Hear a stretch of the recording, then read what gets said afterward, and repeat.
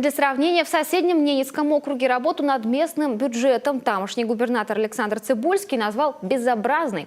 Выступая накануне с ежегодным докладом перед депутатами и рассказывая о планах на перспективу, он публично упрекнул подчиненных в неумении прорабатывать и просчитывать расходные статьи. Но главное, пригрозил, что впредь принимать их к рассмотрению без необходимых сопроводительных документов не будет.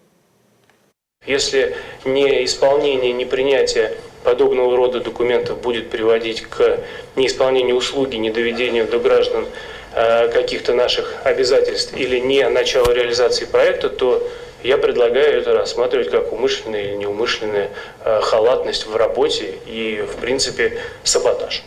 И вообще, если это будет наносить серьезный ущерб дальнейшим нашим финансовым, я имею в виду здесь в первую очередь по экономическим проектам, то здесь вполне себе можно даже рассчитывать и упущенную, не полученную выгоду для бюджета, а это, извините меня, уже прямой ущерб для бюджета, и мне кажется, есть смысл даже с такими кейсами обращаться в правоохранительные органы. Поводом для возмущения стали конкретный пример. Так, один из поселковых ФАПов целый год не могли запустить из-за неверных расчетов. Забыли предусмотреть очистные сооружения. А для окружной больницы в рамках модернизации, наоборот, купили дорогостоящее оборудование неправильных параметров. Постановка конкретной цели, план по ее достижению и контроль за исполнением плана – вот три составляющие, которые недавно назначенный губернатор обозначил отныне основополагающими при реализации бюджета развития.